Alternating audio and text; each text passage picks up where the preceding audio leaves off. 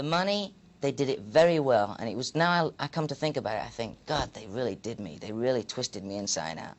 But I was doing nothing when they got hold of me, and they paid me $450 a week for the first year on the TV show.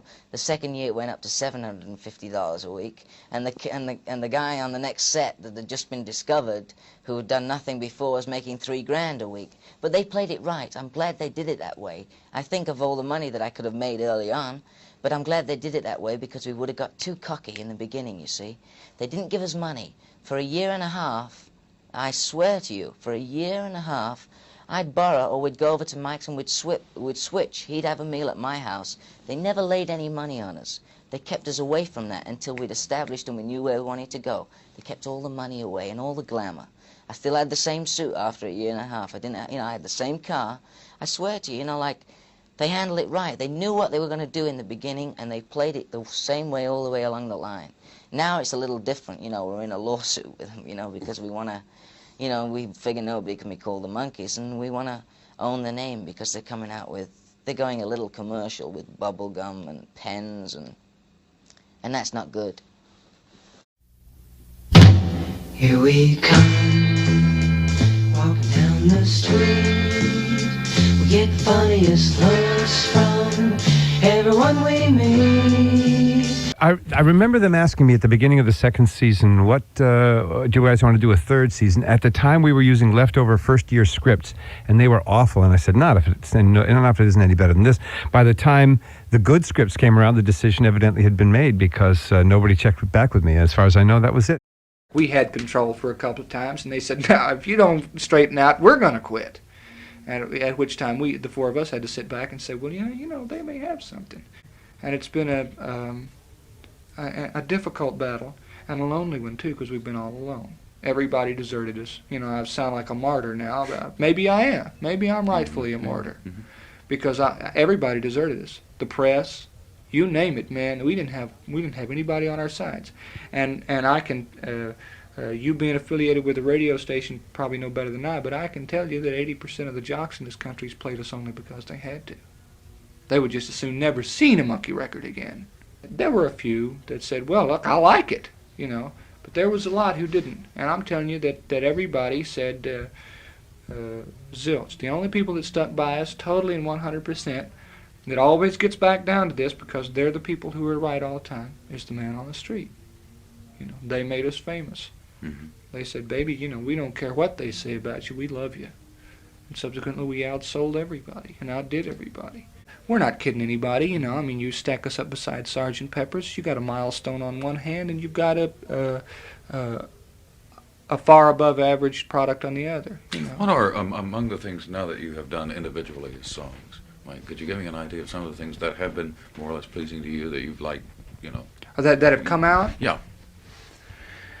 Well, yeah, that's a difficult thing to ask, John, because, now as I look back, there's really nothing that has been very pleasing to me, because I'm so far past them. I think, ooh, how could I have done that? I'm into one of those things. Headquarters, as I recall when I did it, made me feel good. And it doesn't anymore, because I'm past that. I think, well, they say, yeah, we could have done a lot better. Well, we could do a lot better now, but of course we wouldn't do Headquarters now either. I think this next album, I'm very pleased with some of the things that are happening on it. Specifically, I can't even remember, but just some things like that. So it's a difficult question. It's an impossible question to answer, as a matter of fact. 1, 2, 3, 4, 5.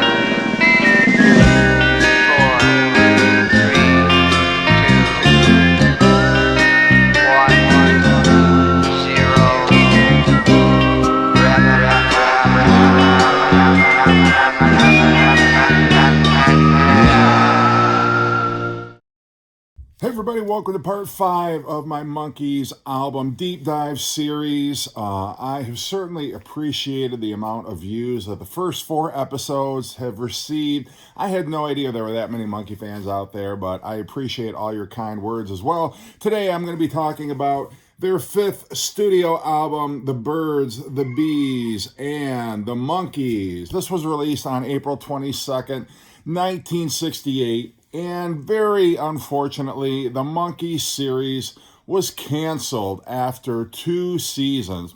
So right before this album came out, the public learned that the Monkees series was going off the air. However, it would be on reruns for many, many years, well into the 1980s, so they wouldn't officially go away. As a matter of fact, they started dubbing in on reruns. They started dubbing in newer songs. So some of the episodes that I caught back in the day had different music than was originally intended for the series. But anyway, R.I.P. Monkees TV series.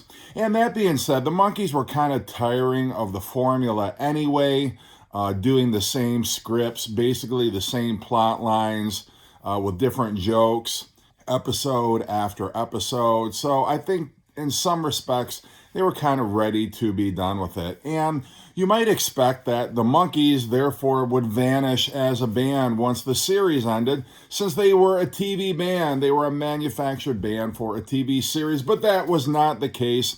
They would continue on, but their fortunes in terms of sales and chart positions would start to dwindle. This only made it to number 3 in the US, which would have been unheard of when they were topping the charts, selling more records than the Beatles. So as the TV series went away, their fortunes began to decline. But this album definitely holds an interesting place in their catalog. There are some songs that were first heard on the TV series. They're in kind of updated versions on this album, but it was the last time that any songs, contemporary Monkee songs, would appear on the TV show. So I think there was a decline in record sales just kind of based off that. You weren't seeing them on TV before the records actually came out. And this time, the Monkees had taken full control of the creative process and producing their albums and recording them, playing on their albums, the material. And at this point, they were kind of each doing their own thing. Mike would hire his own producer, take his own songs into the studio and record them the way he wanted. Mickey was doing the same thing. Davey was co-writing with Steve Pitts, using his own producer in his own studio, doing completely separate things, and then coming together and saying, okay, what's going to go on the album? Peter Tork is the only one who hardly is on this album at all. A couple of his compositions, notably Alvin and Lady's Baby, were rejected for this album. So there's not a whole lot of him on here, and I kind of could see why at the end of the year, he just said, I'm done, I'm out of here, I'm going to go do my own thing. So, very interesting album, though, because you have those, I should say, 3 separate creative Monkees going off in different directions, producing their own thing.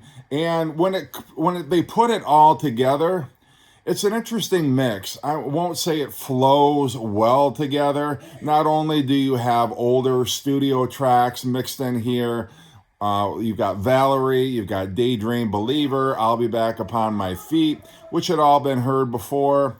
And you've got some newer compositions from like Nesmith, some interesting contributions from Mickey Dolenz on the record, Davy Jones. But anyway, let's get into the songs on this album. So it opens up with a Davy Jones, Steve Pitts composition, Dream World.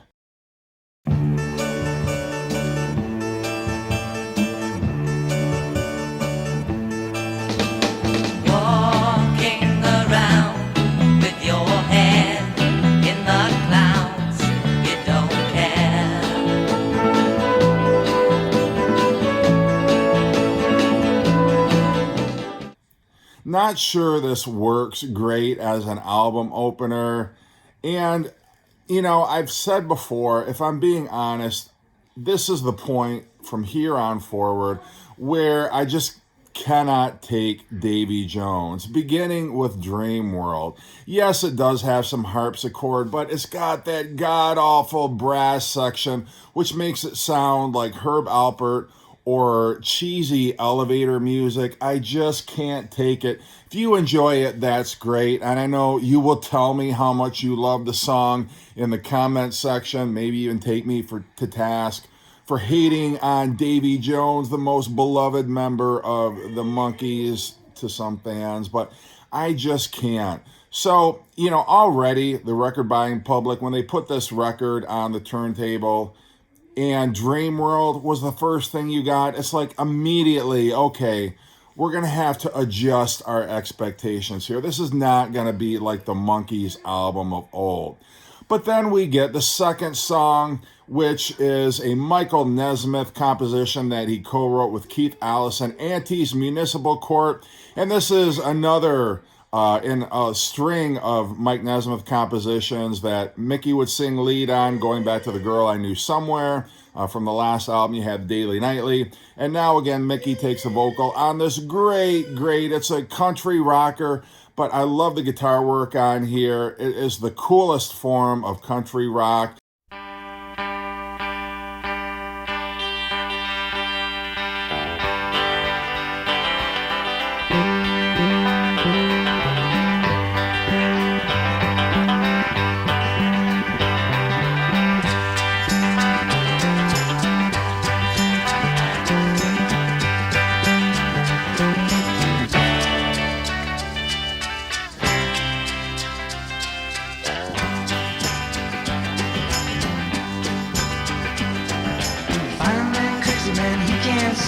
Sound of the sunset, sound of the sea. Why do the people always look at me? Nobody here can see that we are you. We are you. She's him too. She's him too. Fine man, crazy man, he can't see. Sound of the sunset, sound of the sea.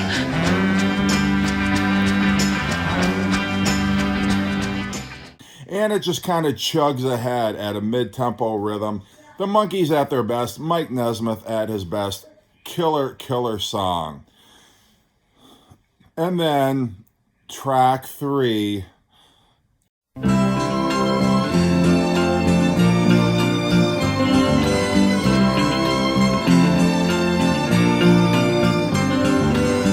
I wanted you from the first day I saw you.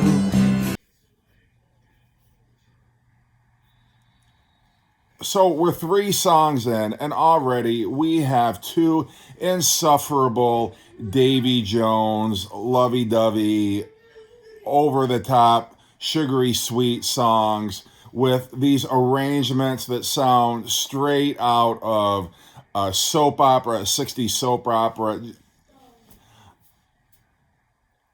So if you like that kind of thing, they're not terrible. We Were Made for Each Other is a Carol Bayer. I'm not a Carol Bayer fan, I gotta tell you. And George Fishoff, I'm not sure who he is, but that's what Davey wanted to record. I have no idea why. It's 1968, for Christ's sake. Why he's doing songs like this, I do not know. Baby, we don't care what they say about you. We love you. But you got Davey with this whole Broadway, production style and likes to make everything like a show tune. But so that is what it is. My least favorite song by a mile on this album. Then we have another stellar Mike Nesmith composition, Tapioca Tundra. I love Tapioca Tundra. It opens up with this off-key whistling, but then when it kicks off, I guess you might call it a samba beat or something like that, but I absolutely love it. Great Mike Nesmith wordplay, great Mike Nesmith vocal.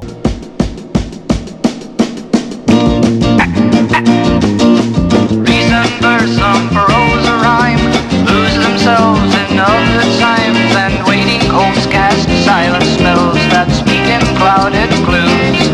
It cannot be a part of me, for now it's part of you. I love everything about Tapioca Tundra. I got to see him play it live when Gary and I went to see the Mike and Mickey show. one of the highlights of my concert going career, if you will, but absolutely a fantastic song and one of the highlights for me on this album. The next song we have is Daydream Believer, which I believe was a #1 single back in 1967. So I think it was under consideration for the Pisces Aquarius album, but then they withheld it so they would have kind of like a crown jewel for the next Monkees album, similar to what the Beach Boys did, I think, with Good Vibrations. That didn't appear on Pet Sounds. They held it over for what became the Smiley Smile album. But anyway, you know, it's here. It's one of the most overplayed Monkee songs ever. It's not a bad song. If I never hear it again, I'm perfectly fine with that. I've just heard it so many times. They overplayed it on the TV series. It's been overplayed on the radio. It's just that familiarity with the song. Otherwise, one of the Monkees' greatest songs, but for me, at this point, I can take it or leave it. Then we have one of the more interesting songs, particularly one of the more interesting Mike Nesmith songs, Righting Wrongs, which, you know, some people might hate this, and I can understand why.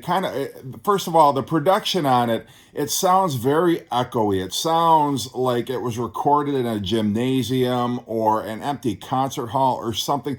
There's just this sense that there's a lot of echo. It was a cavernous space that it was recorded in.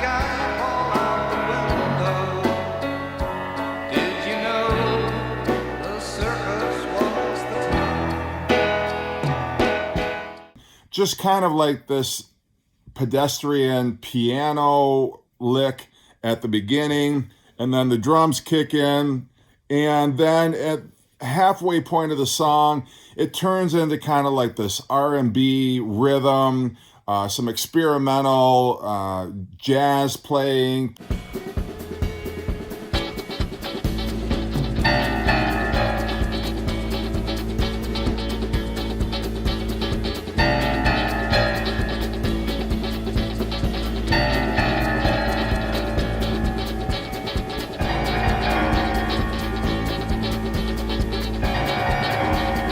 Then that stops and we go back to, I guess, the main theme of Righting Wrongs, more of that piano, some weird organ. Anyway, I happen to like it. I think it works well as a song to close out side one. I don't dislike the song, not my favorite Mike Nesmith song, but I like the quirkiness of it. Then on side two, we have a song that dated from 1966, and they give it sort of a more contemporary arrangement with the horns and that, which I don't particularly care for. And this song's all right. I mean, it worked better in the TV series. On record, it's just so-so. And the brass on here, I could do without. Turns it almost into a Davy Jones song that way. But it's all right. I don't hate the song. It's fine. It's one of the songs that feels out of place on here because it really was from 2 years ago, and you know, music had progressed so much even from 1966. Then we have The Poster, which was another Jones Pitts composition, and lyrically a ripoff of Being for the Benefit of Mr. Kite, let's be honest. The arrangement's all right.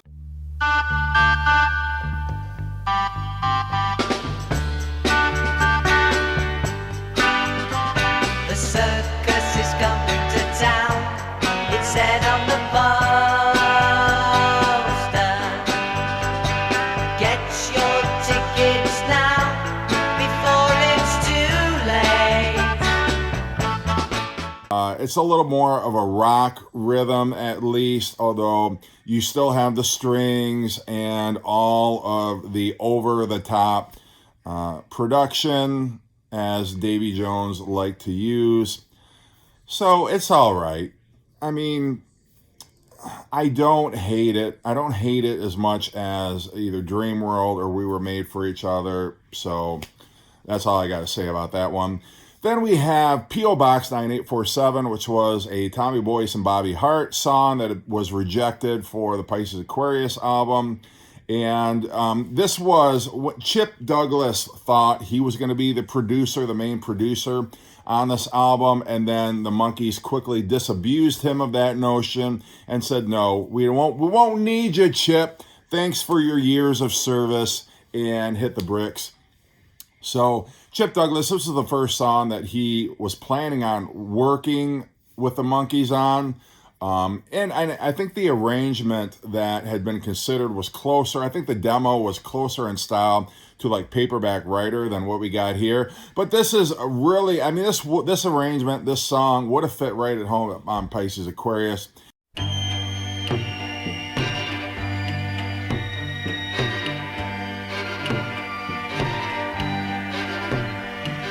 Handsome single young man, well respected in his town, seeks a fine young lady from a similar background.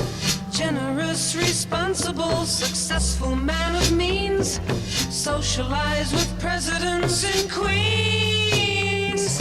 Reply,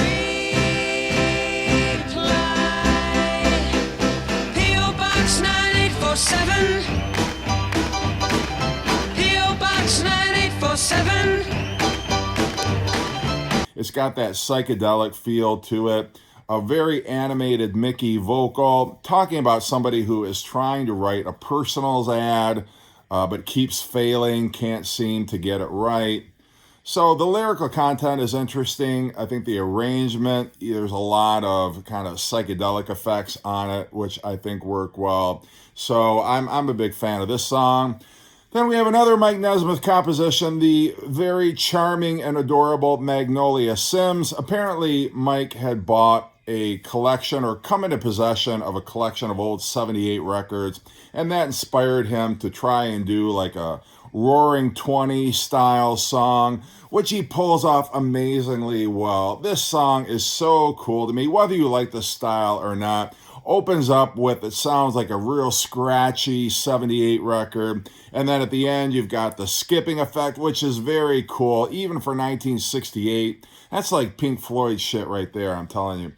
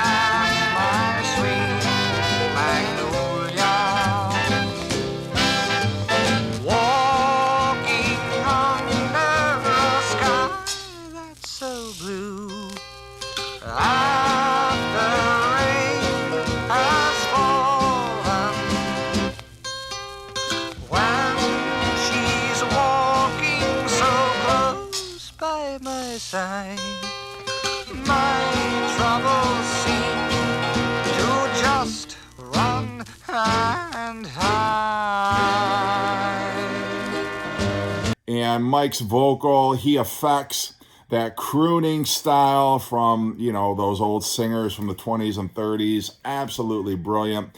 Then we have another oldie, Valerie, which was on the TV series and did become a hit. This is another Tommy Boyce and Bobby Hart composition. It was actually released as a single in February of 1968 with Tapioca Tundra as the B-side.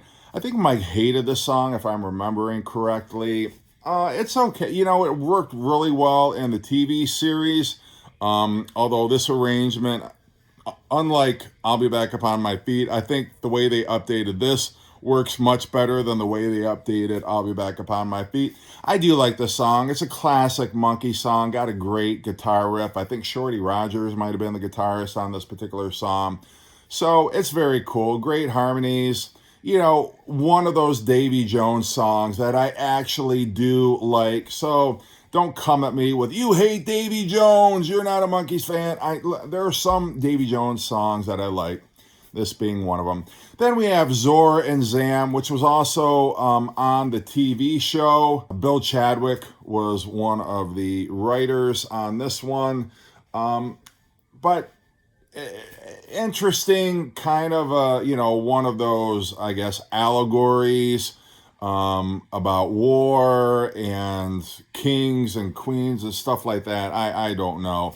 It was in the final Monkees, the end of the final Monkees TV episode, The Frodis Caper. It's all right. I'll give the Monkees credit for trying something different. It's an inventive arrangement. It's an unusual song. Great vocal by Mickey Dolenz. So, yeah, call me a Zor and Zam fan. I do like it. Not one of my favorites, but, what do I think of the album as a whole? For the most part, I like this album. I might actually listen to this album more than I listened to the first two albums. Even more, I gotta say, than some of the later Monkees albums. There's just something for everybody on this record, I guess you could say. The Davy Jones songs, the songs from side one, obviously I'm not a fan of, but I love the Mike Nesmith compositions on here. The stuff by Mickey is very cool. P.O. Box 9817 is great. So this is a really good album. It is. I'm not knocking this album at all. It's a very enjoyable listen. Kind of the last of the classic Monkees albums. This is my stereo copy. The mono versions are extremely hard to find. There were limited pressings of them. So if you can find one, you're going to have to pay a pretty penny, but it's worth it because the mixes are different, at least on the American mono version. This is my Rhino reissue with the hype sticker. And there's this like dark border around here, which is not, it's a little lighter on this one. But anyway, that's my take on Birds, the Bees, and the Monkees. And the next episode I'm going to do is one of my favorite quirky Monkees albums, a soundtrack to their first and only feature film, Head. Take care.